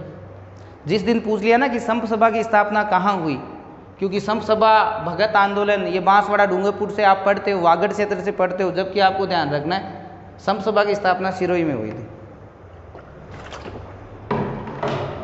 अच्छा क्वेश्चन है ये, क्योंकि आप अनुमानित उत्तर करोगे ना तो आप नो डाउट बांसवाड़ा चले जाओगे, जबकि संप सभा की स्थापना कहाँ हुई थी? सिरोही में हुई थी, ठीक है। फिर देखिए इस संप सभा के प्रतिवर्ष अधिवेशन शुरू हुए, और पहला अधिवेशन 1903 में हुआ था, और ये हुआ था आपके मानगढ़ की पहाड़ी। ये मानगढ़ की पहाड़ी बांसवाड़ा में है। मानगढ़ की पहाड़ी कहाँ पर है? आपके बांसवाड़ा। क्लियर कर लेना इसको, मानगढ़ की पहाड़ी कहाँ पर है? बांसवाड़ा। अब हुआ क्या था भाई, संत आदमी थे, और आप आज भी किसी मंदिर वगैरह में जाते हो, आप गए होंगे शायद सालासर दरबार के, वहाँ एक बहुत बड़ा धूना बना हुआ है। धूना का मतलब क्या होता है? अग्नि प्रज्वलित रहती है, और हम जो है ना वो प्रसाद के रूप में वहाँ से भभूति वगैरह लेते हैं। तो हर बड़े में आप चले, सांगलिया चले जाओ, आप सांगलिया पीठ महाराज के जाओगे, वहाँ पे भी धूना होता है। तो ये साधु संत होते हैं, ये धूना रखते हैं, वहाँ पे प्रार्थना करते रहते हैं। तो इन्होंने क्या किया, इस मानगढ़ की पहाड़ी पे एक धूना स्थापित कर दिया, मोटा सा धूना लगा दिया, और अब उन्होंने एक ही बात कह दी कि जो भी भील मेरे को मानता है, मेरे को मानने का मतलब है इनका एक पंथ चलाया गया था भगत पंथ, कि भगत पंथ का अभिप्राय ये है कि भगत पंथ बना ही इसलिए था, इनके जो भी इनको मानने वाले थे उन सबको भगत कहा जाता था। तो इनको जो पंथ चला वो भगत पंथ, और इनका भगत पंथ का मुख्य उद्देश्य था शुद्धि आंदोलन, कि ये जो गरीब भील वगैरह हैं ये डाइवर्ट ना हो जाति के रूप में, अलग दूसरी ईसाई नहीं बन जाए। तो इसलिए इन्होंने भगत आंदोलन चलाया, और इन्होंने कहा कि जो भी मुझे मानने वाला है वो एक तो ये गंदे काम जितने भी होते हैं XYZ, हम उनकी चर्चा नहीं करेंगे, वो सारे छोड़ दे, और इसके अलावा अपने घर के ऊपर निशान लगाए। निशान का मतलब होता है सफ़ेद झंडी, मतलब वो निशान का मतलब होता है यहाँ पे लेना है सफ़ेद। तो सफ़ेद का मतलब सीधा ही हो गया, अहिंसा के पुजारी थे तो सफ़ेद झंडी का ये यूज करते थे, ठीक है। इस प्रकार से ये मानगढ़ की पहाड़ी पे थे। धीरे धीरे इनका प्रभाव गुजरात तक पहुंच गया था। गुजरात के ईडर वाले एरिया तक के लोग जो भील हैं वो धीरे धीरे मानगढ़ की पहाड़ी पर आने लग गए। जब इस बात का पता मेवाड़ के महाराणा को चला, तो मेवाड़ के महाराणा ने क्या किया, इनको संदेश वगैरह पहुंचाया कि भाई ये ऐसा काम मत करो, आप इनको ज़्यादा जागृत करने की आवश्यकता नहीं है। तो आज दबाव डालने के बाद ये चले गए थे गुजरात। फिर गुजरात से 1910 में वापस आए, 7-6 में चले गए, ये 3 में। 1910 में जब वापस आए तो आते ही इन्होंने क्या किया, 33 मांगे रख दी भीलों के सुधार से संबंधित, कि साहब ये 33 मांगे इनको पूरा करो। आपको पता है मांगे तो आज तक रखी गई, वो किसी भी आंदोलन में वो पूरी कभी होती नहीं है, तो लेकिन ध्यान रखें 33 मांगे इन्होंने रखी थी। और अब सबसे महत्वपूर्ण हो जाता है आपके 17 नवंबर की तारीख थी, 17 नवंबर, और समय था 1913, जगह थी मानगढ़। इस मानगढ़ की पहाड़ी पर यही संप सभा का अधिवेशन चल रहा था, ठीक है। अब उस समय क्या हुआ था कि जितने भी भील थे वो सारे हथियार लेकर वहाँ पे पहुँच गए थे, सभी भीलों के पास हथियार थे। और बाई चांस किसी व्यक्ति विशेष ने पूछ लिया कि भाई हथियार उथियार लेके कहाँ जा रहे हो, कि भाई नया राज्य बनाएंगे। कोई युवा भील रहा होगा, उसने कहा नहीं हम तो अब नया राज्य बनाएंगे भाई, मेवाड़ एवाड़ से हमें कोई मतलब नहीं है, हम तो क्या करेंगे भी नया राज्य बनाएंगे। जब इस बात का पता मेवाड़ के महाराणा को चला, तो मेवाड़ के महाराणा ने गुल मोहम्मद नामक एक व्यक्ति को भेजा यहाँ पे कि भाई देख क्या क्या मामला है। तो गुल मोहम्मद और एक यूसुफ खां, 2 नाम आए थे, इनके नाम ज़्यादा इतना याद नहीं करना है, थोड़ा एक देख लें, ये मरा था तो इसका थोड़ा देख लेते हैं। तो गुल मोहम्मद यहाँ पहुँचता है तो भील क्या करते हैं, जोश जोश में इसको मार देते हैं। जब इस बात का पता मेवाड़ के महाराणा को चलता है तो वही सैनिक चारों तरफ से आते हैं और गोलियां चलाते हैं, और गोलियां चलाने के फलस्वरूप 1500 भील वीर गति को प्राप्त होते हैं। एक ही दिन में आप खुद मानो 1500 लाशें पड़ी है सामने उस मानगढ़ की पहाड़ी पे। कितनी? 1500। तो अब यहाँ से क्या हुआ, गोविंदगिरी जो है वो यहाँ से तो चले जाते हैं गुजरात की तरफ, ठीक है। वहाँ उनको गिरफ्तार कर लिया जाता है, 20 साल की सज़ा होती है, 10 साल में फ्री हो जाते हैं, गुजरात में वो अपना जीवन बिताते हैं। मोटी मोटी बात ये है ना, उनके बारे में अब इतना बहुत हो गया, इतना काफ़ी है। तो अब ये आपके भगत आंदोलन यहाँ पे समाप्त होता है। मैं फिर कह रहा हूँ, भगत आंदोलन से आपको क्या याद करना है? नंबर 1, भगत आंदोलन आपके राजस्थान में हम ये कह सकते हैं कि स्वराज्य या स्वराज, या हम कह सकते हैं शुद्धि आंदोलन, जो अभी आपने पहले पढ़ा है, पहले पढ़ा था ना आपके दयानंद सरस्वती में। अगर आपको कहे कि भीलों के अंदर पहला शुद्धि आंदोलन कौन सा था, आप कहोगे भगत आंदोलन। भीलों ने स्वराज्य के लिए जो आंदोलन किया, आप कहोगे भगत आंदोलन। क्लियर है? भगत आंदोलन का प्रारंभ करने वाले कौन थे? गोविंदगिरी। गोविंदगिरी किस जाति के से? ये मोस्ट है भाई, बंजारा। बंजारा जाति के थे। बासिया गांव डूंगरपुर में इनका जन्म हुआ। भीलों में सामाजिक सुधार हेतु संप सभा की स्थापना कब हुई? आप कहोगे 1883। कहाँ हुई? सिरोही में हुई। ये मोस्ट है। अब यहाँ पे लोग बांसवाड़ा करके आएंगे, देख लेना। 1903 में मानगढ़ की पहाड़ियों पर आपके पहला अधिवेशन होता है। और अब देखो 1913 के अंदर आपके इसी मानगढ़, अभी वर्तमान में क्या बन गया है? धाम। और मानगढ़ धाम कहाँ पर हो गया? अभी बांसवाड़ा मेला लगता है, बताऊंगा, थोड़ा सा आप देख लेना। तो ये मानगढ़ में आपके हत्याकांड होता है। इसको दूसरा जलियांवाला बाग हत्याकांड कहते हैं। इसको राजस्थान का जलियांवाला बाग हत्याकांड कहते हैं। अब मुझे एक बात बताइए, जलियांवाला हत्याकांड जो था ना, वो तो इससे 6 साल बाद में हुआ था। जलियांवाला बाग हत्याकांड कब हुआ था रे भाई? है ना, 13 अप्रैल को, 13 अप्रैल 1919। 13 अप्रैल 1919 को हुआ था जलियांवाला बाग हत्याकांड। और ये तो आपके पहले ही घटित हो गया था 1913 में। लेकिन फिर जब लोगों को इस चीज़ का पता चला तो इसको कहने लग गए थे राजस्थान का जलियांवाला बाग। तो 2 हो गए राजस्थान के जलियांवाला। कल एक की चर्चा कर दी थे, नीमूचना, और एक आपके कौन हो गया? मानगढ़ धाम वाला भी कहलाता है राजस्थान का जलियांवाला बाग। वास्तव में जलियांवाला बाग इसके कितने साल बाद हुआ था? 6 साल बाद, 13 अप्रैल 1919। अब इसको याद करने का मैं आपको सीधा तरीका बताऊं क्या? जैसे मैंने याद किया था। यहाँ आओ, 3 है, 1883, 1903, 1913। क्लियर है? 1883 संप सभा की स्थापना, 1903 मानगढ़ पे पहला अधिवेशन, 1913 मानगढ़ हत्याकांड। मानगढ़ हत्याकांड। क्लियर हो गया भाई? मिटा दूँ इसको? इससे ज़्यादा इसमें तो कुछ नहीं बचा। आप याद कर लेना भाई। ये बंजारा जरूर पूछते हैं, ठीक है, गुल मोहम्मद वगैरह से, इनसे कुछ लेना देना नहीं है। ये तारीख आ सकती है 17 नवंबर 1913 में मानगढ़ का ये जो घटनाक्रम हुआ था। और अब देखिए यहाँ पे मेला लगता है मानगढ़ के धाम पे, मार्गशीर्ष पूर्णिमा। मार्गशीर्ष पूर्णिमा, ये एग्जाम में पूछा जा सकता है कि मानगढ़ वाला मेला जो है वो कब लगता है? तो मार्गशीर्ष पूर्णिमा को उनकी याद में यहाँ पे आज भी मेला लगता है। ये है आपके राजस्थान का पहला जनजाति आंदोलन। और अभी आपको मैं बताऊँ कौन कौन से क्वेश्चन इसमें आए हुए हैं। नंबर 1 बंजारा का आया हुआ है। नंबर 2 भगत आंदोलन किसने चलाया? गोविंदगिरी ने, ये आया हुआ है। नंबर 3 संप सभा की स्थापना पूछी गई थी एक बार 1893 में। नंबर 4 ये राजस्थान पुलिस में कई बार आ चुका है, मानगढ़ धाम कहाँ है? तो मानगढ़ धाम अगर पूछ ले तो भी बांसवाड़ा है, मानगढ़ की पहाड़ी पूछे तो भी बांसवाड़ा है। आपसे पूछ ले मानगढ़ हत्याकांड कब हुआ, ये जरूर आप याद रखोगे, 17 नवंबर 1913 को हुआ था। कहाँ? बांसवाड़ा के अंदर हुआ था। 1500 भील मारे गए थे। इसको कहते हैं राजस्थान का जलियांवाला बाग हत्याकांड। इसको कहते हैं राजस्थान का जलियांवाला बाग हत्याकांड। अब देखिए यहाँ गोविंदगिरी का एक वाक्य जो है ना, वो जरूर आप ध्यान रखिए। वो वाक्य था, भूरटिया नी मानू रे नी मानू। भूरटिया नी मानू रे नी मानू।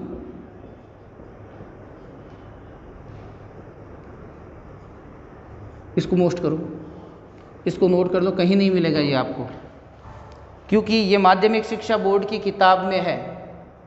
ये सिर्फ माध्यमिक शिक्षा बोर्ड की किताब में अभी चल रहा है। भूरटिया नी मानू रे नी मानू आपसे पूछ ले कि इसका संबंध राजस्थान के किस व्यक्ति से है, तो आप कहोगे गोविंद गिरी। आपसे पूछ ले कि किस आंदोलन में यह नारा मुख्य रूप से चलाया गया, तो भूरटिया नी मानू रे आपको पता है आदिवासी वाक्य है, ये आपके हो जाएगा भगत आंदोलन से। अब तक के जो बताए गए क्वेश्चन हैं उनमें आने वाले क्वेश्चनों में मैं मानता हूँ कि ये क्वेश्चन बहुत अच्छा है, माध्यमिक शिक्षा बोर्ड की पुस्तक में दिया हुआ है, तो नो डाउट वेरी मोस्ट की श्रेणी में आ जाता है। तो चलिए पहला जनजातीय आंदोलन समाप्त। एक जनजातीय आंदोलन और है, बस बाकी दो ही थे मोटे मोटे जनजातीय आंदोलन। अच्छा, आपने राजस्थान के भौतिक भूभाग वाली मेरी क्लास अगर देखी है तो मैं आपसे एक चीज पूछना चाहता हूं, आप मुझे बता दीजिए लसोड़िया का पठार कहाँ है। इसलिए पूछ रहा हूं क्योंकि मैं अगला पढ़ाने जा रहा हूं लसोड़िया आंदोलन, लसोड़िया जनजाति आंदोलन। तो कोई ज़रूरी थोड़ी है, मैंने जब लसोड़िया का पठार पढ़ाया था तब मैंने ये आंदोलन वहाँ करवा दिया था। तो जिन्होंने क्लास देखी है वो पहले वाली, उनके लिए तो ये चीज़ रिवीजन हो जाएगी, और जिन्होंने नहीं देखी है वो यहाँ देख के और फिर यहाँ चले जाना तो आपकी भी रिवीजन हो जाएगी। लेकिन लसाड़िया का जो पठार है वो हमने पढ़ा था राजसमंद से, और राजसमंद से लेकर ये जो पठार है ये उदयपुर तक है। पहले मैं पठार का बताऊंगा आपको, कहाँ से, राजसमंद से लेकर कहाँ तक है, उदयपुर से। ठीक है, अब मैं आपसे ये पूछ सकता हूँ राजसमंद के आगे क्या है, मैं झील लिख सकता हूँ, बिल्कुल लिख सकता हूँ। अब मैं एग्जाम में अगर मैं आपको दे दूँ, बताओ राजसमंद झील किस पठार के पास है, आप कहोगे सर लसोड़िया के पठार के पास है राजसमंद झील। राजसमंद झील जिसको आप राज समुद्र भी कहते हो, जिसको आप क्या कहते हो, राज समुद्र भी कहते हो, गोमती नदी पर है ना। राजसमंद झील का उत्तरी भाग नौचौकी की पाड़ कहलाता है, जिसमें 25 शिलालेखों में रणछोड़ दास तेलंग के द्वारा राज प्रशस्ति लिखी गई है। इसी झील के किनारे है घेवर माता का मंदिर, इसी झील के किनारे है द्वारिकाधीश का वैभवशाली मंदिर, द्वारिका कांकरोली, द्वारिकाधीश का वैभवशाली मंदिर भी यहीं पर है। तो ये तो हमने झीलों में पढ़ा था, झीलों में पढ़ लिया, पठारों में पढ़ लिया, 2-3 बार रिवीजन हो गया। तो मेरे हिसाब से 3 बार हम रिवीजन कर लेंगे, हर जो भी चीज़ें हैं ना, ये आगे भी अभी कहीं ना कहीं मैं आपको और याद करवा दूंगा। तो ये लसोड़िया का पठार मैंने बता दिया, राजसमंद से लेकर उदयपुर, फिर मैंने राजसमंद झील का बता दिया, ये लसोड़िया के पठार के पास है। फिर मैंने आपको बता दिया राजसमंद झील जो है उसको राज समुद्र कहते हैं, गोमती नदी के किनारे है, अकाल राहत कार्यों के तहत बनी हुई है। राजसमंद झील का ऊपर का उत्तरी भाग नौचौकी की पाड़ कहलाता है, जिसमें कौन सा भाग कहलाता है मैं लिख देता हूँ। राजसमंद झील का कौन सा भाग, उत्तरी भाग क्या कहलाता है, नौचौकी की पाड़, जिसमें कितने शिलालेख, 25 शिलालेख, क्या लिखी गई है, राज प्रशस्ति लिखी गई, किसके द्वारा, रणछोड़ भट्ट के तेलंग के द्वारा। और क्या है, घेवर माता का मंदिर है साहब, और क्या है, और द्वारिकाधीश का मंदिर है, द्वारिकाधीश का, समझ गए। तो ये आपके रिवीजन हो गया। जब मैंने लसोड़िया का पठार पढ़ाया था तब मैंने ये पढ़ा दिया था, वहाँ पे मैंने कहा था लसोड़िया जो आंदोलन है ये वागड़ क्षेत्र के अंदर और मेवाड़ क्षेत्र के अंदर दोनों के लगभग सारा ही आ जाता है। इसमें चलाया था संत माऊ जी ने, याद आया कुछ, जिन्होंने पहले की क्लासें देखी है तो मेरे हिसाब से उनके तो रिवीजन ही है। तो संत माऊ जी के द्वारा चलाया गया था लसोड़िया जनजातीय आंदोलन, ये एग्जाम में आ चुका है। और मैं आपको एक चीज़ और बता देता हूँ, जिनके पास रिव्यू है मूमल की, जिनके पास किसकी रिव्यू है, मूमल की दी है, तो उसमें लिखा है कि लसोड़िया जो आंदोलन है वो किसने चलाया, तो उसने अगले ने उत्तर दे रखा है ये गोविंद गिरी। तो अभी आपको क्या करना है, उसमें सुधार करना है, गोविंद गिरी नहीं करना है, आपको क्या करना है, संत माऊ जी। मूमल में भी कुछ गलतियाँ हैं, हालांकि मैं जब आपको क्लास ले रहा हूँ तो मैं सब कवर करके चल रहा हूँ। आपको पता है, जो भी लगातार मेरे से जुड़े हुए हैं उनको पता है कि मूमल हो चाहे आपकी माध्यमिक शिक्षा बोर्ड की किताबें हों, मेरा कोई भी पॉइंट उनसे बाहर नहीं जाएगा, हम सारा का सारा एक साथ लेकर चल रहे हैं। तो मैंने भी आपको बता दिया, क्योंकि कई आप मूमल में जाके देखोगे, अरे गुरुजी पहली बार तैयारी कर रहे हैं, उनको तो ऐसा लगता है जैसे किताबें हैं वो भगवान ही है, जो ये गाइड गुइड आ गई, तो गाइडों में भी तो गलतियाँ आती है। तो मूमल में लिखा हुआ है गोविंदगिरी लसोड़ी आंदोलन, आप उसको गलत करोगे, उसकी जगह संत माऊ जी कर देना, हो गया काम। चलिए अब देखिए संत माऊ जी के बारे में आपको पता है, इनका फेमस मंदिर जो है वो साबला। साबला कहाँ बोई? डूंगरपुर। उस समय भी बताया था, फिर बता रहा हूँ। संत माऊ जी को कहा जाता है श्री कृष्ण के निष्कल्की अवतार, निष्कल्की अवतार। समझ में आया बात? श्री कृष्ण के क्या कहते हैं इसको? निष्कल्की। इन्होंने एक संप्रदाय चलाया था, कौन सा संप्रदाय? निष्कल्की संप्रदाय। इनके द्वारा हस्तलिखित एक ग्रंथ है जिसका नाम है चोपड़ा।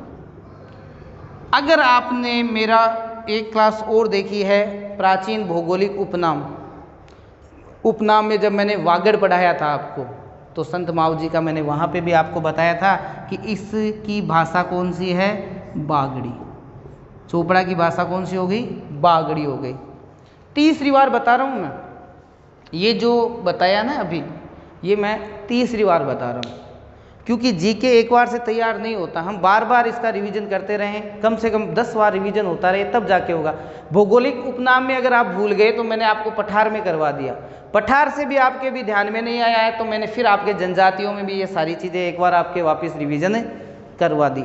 और अब ये याद नहीं होगा तो भाई हो जाना चाहिए, इतना तो मेरा अनुभव है कि अब तो याद हो जाना चाहिए। तो झील हो गई आपके, लसोड़ी आंदोलन का इतना ही है भाई।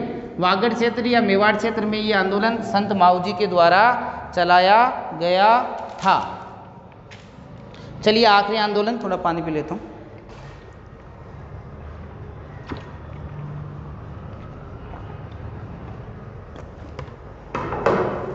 चलिए ये बताओ,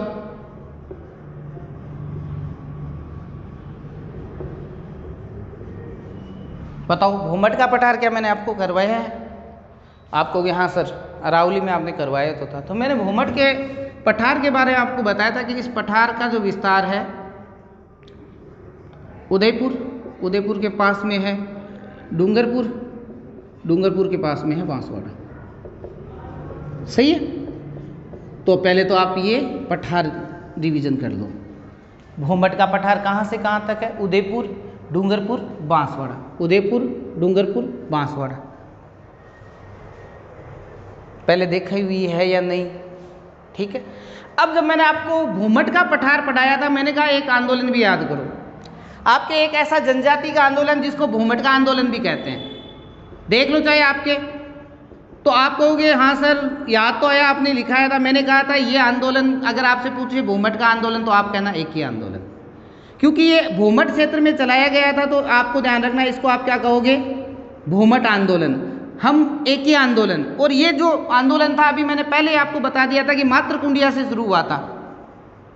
ये एग्जाम में पूछा जाता है, तो इसको मातृकुंडिया आंदोलन भी आप नाम दे दो। इस आंदोलन का प्रारंभ आपके कहाँ से हुआ था? मातृकुंडिया से हुआ था। ये चीज़ें अब तक मैं आपको दूसरी बार बता चुका हूँ भाई। आप अगर रेगुलर क्लासें देख रहे हो, रेगुलर क्लासें देखने वाले मेरे को लगता है कि कम ही होंगे। कम इसलिए नहीं है कि अगर आप देखते तो तुरंत आपके ध्यान में आ जाता है, रे सर ने तो ये पहले ही बता रखा है कि उदयपुर, डूंगरपुर, बांसवाड़ा बताया था भूमट का। तो भूमट के पठार के साथ ही सर ने हमें भूमट आंदोलन भी बता दिया था। तो भूमट आंदोलन, जिसको आप एक ही आंदोलन कहते हो, जिसको आप मातृकुंडिया आंदोलन कहते हो, इस आंदोलन का प्रारंभ करने वाले थे मोतीलाल, क्या नाम था रे?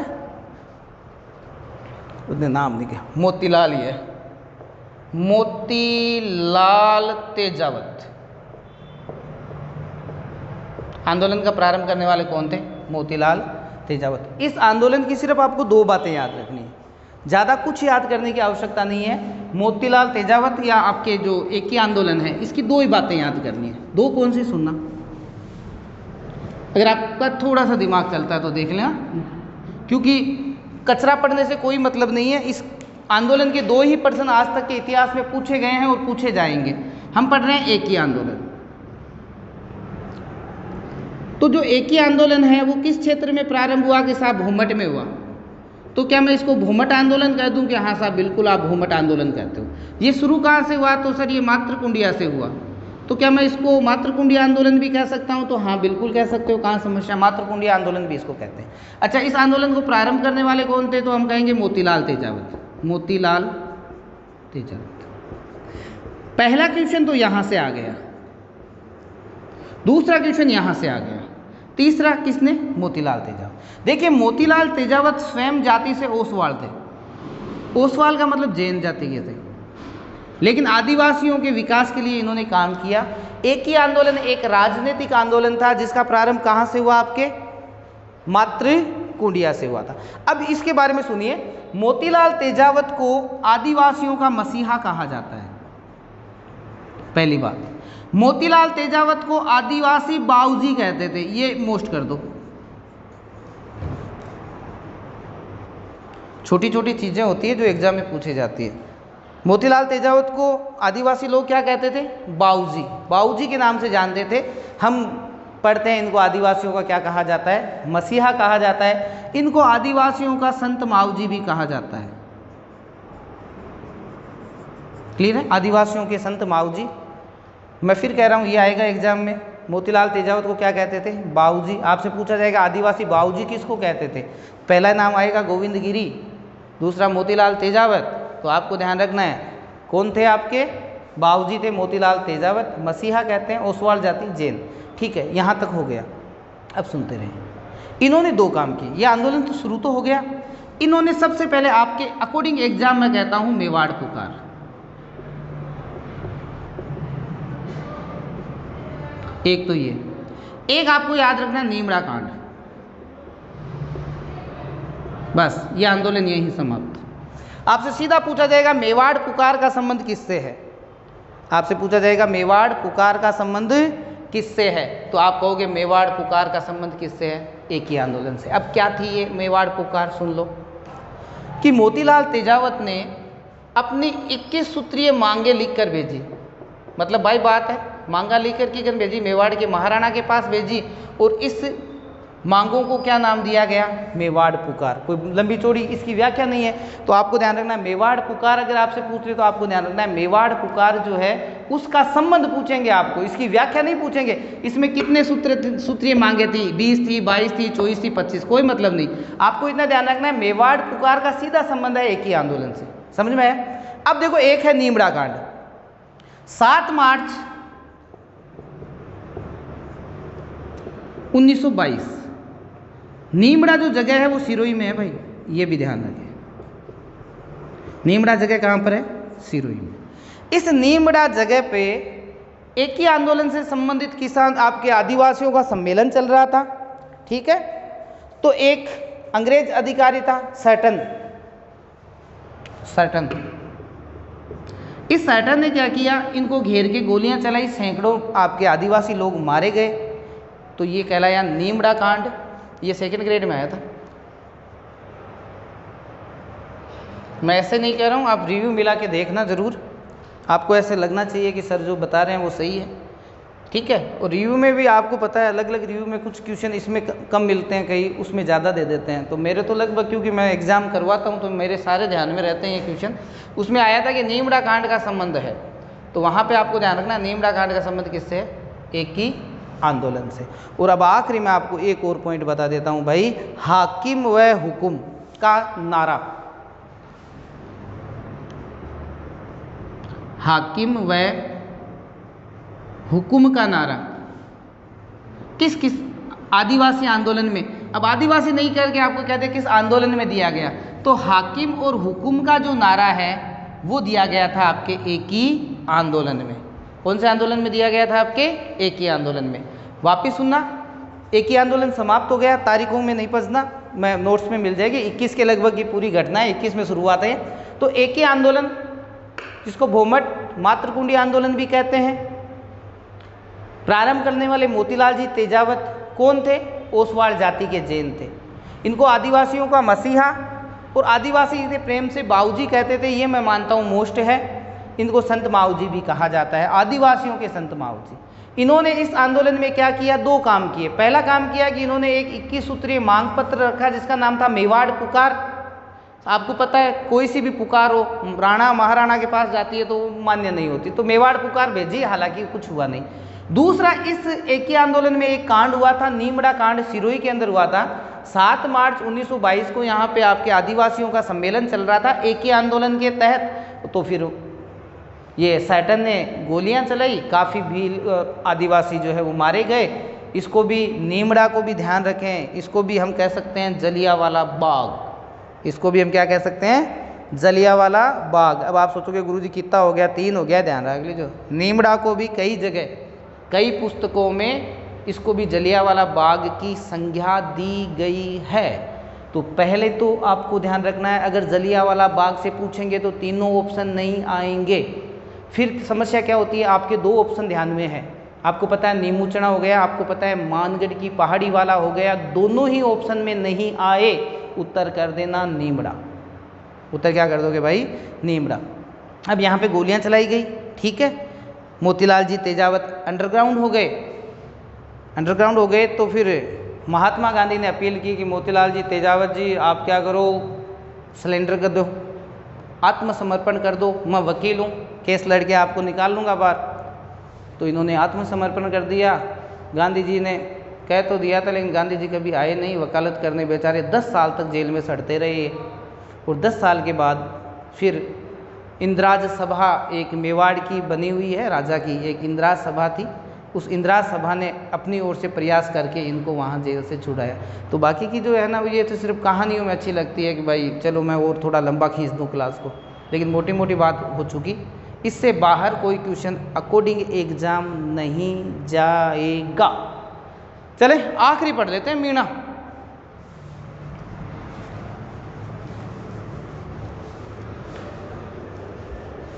तो मीणा आंदोलन का आपको एक भी क्वेश्चन विशेष करके बता देता हूँ, आया हुआ नहीं है एग्जाम में, ज़्यादा टेंशन नहीं लेनी। तो मीणा से संबंधित कुछ और पढ़ लेते हैं। देखिए मीणा आंदोलन, मीणा सबसे ज़्यादा जयपुर में है, तो ये आंदोलन जयपुर के ओर ज़्यादा हुए। अब आपके राजस्थान की प्रमुख जातियों की अगर मैं बात करता हूँ तो आपको पता है कि मीणा, आदिवासियों में मीणा, जयपुर। मीणा जो है ये शब्द मीन से बना है, आपको ध्यान रखना। मैं आदिवासियों में चला गया हूँ अब, क्योंकि इस आंदोलन में कुछ है नहीं, इसलिए थोड़ा सा आपको जो आपके काम की चीज़ है वो बता देता हूँ। किससे बना है, मीन। मीन का मतलब क्या होता है, मछली, है ना। तो कहते हैं ये मत्स्य अवतार से माने गए हैं, भगवान श्री कृष्ण के मत्स्य अवतार से इनकी उत्पत्ति को माना गया है। मीणा मीन शब्द से बना हुआ है, मीन का मतलब होता है मछली, और ये मत्स्य अवतार से इनको अपने आप को मानते हैं। इनके एक फेमस गुरु जो हैं वो है मगन सागर, और इन्होंने लिखी थी मीणा पुराण। चलिए ये थोड़ा सा आप याद करोगे। दूसरी जाति में आ जाते हैं भील। भील जो है वो सबसे ज़्यादा उदयपुर में है। भील जो शब्द है वो बील से बना है, और व्हील का मतलब होता है तीर कमान। समझ में आई, इनको थोड़ा आप जरूर देख लेना। अब मीणा के बारे में पढ़ने से पहले, मीणा हो गया, इतना ही है, कुछ नहीं है। 1932 में एक आया था जरायम पेशा कानून। तो ये जरायम पेशा कानून क्या था, इस कानून के तहत प्रत्येक मीणा जो थे, अब इनकी देखो और क्लासों की तरह मैं इनकी ज़्यादा व्याख्या नहीं करूँगा, क्योंकि इनका एग्जाम में क्वेश्चन इतना आता नहीं है। अभी मैं बैठ जाऊँ, पट्टीदार थेर, एक आपके चौकीदार थेर, वो तो आप आदिवासियों में पढ़ लेना। अभी सिर्फ अकॉर्डिंग हम चलते हैं आंदोलन। तो ये इस कानून के तहत क्या होता था, इनको जितने भी मीणा एक परिवार में, उनको रोज़ अपने पास के पुलिस स्टेशन में हाजिरी सुबह शाम देने के लिए जाना पड़ता था। इसका विरोध हुआ, विरोध तो करना ही था, बहुत बुरी थी।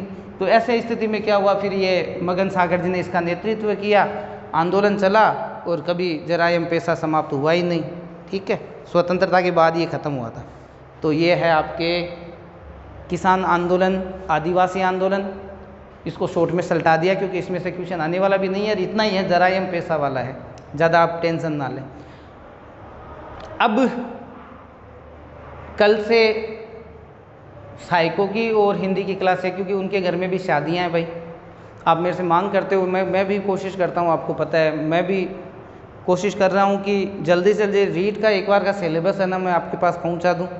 और रीट का जो भी सिलेबस रहेगा वो निःशुल्क रहेगा आपके लिए। अब जिन्होंने आखिरी तक क्लास देखी है वो ज़रूर क्लास को शेयर कर देना भाई। धन्यवाद। जय हिंद।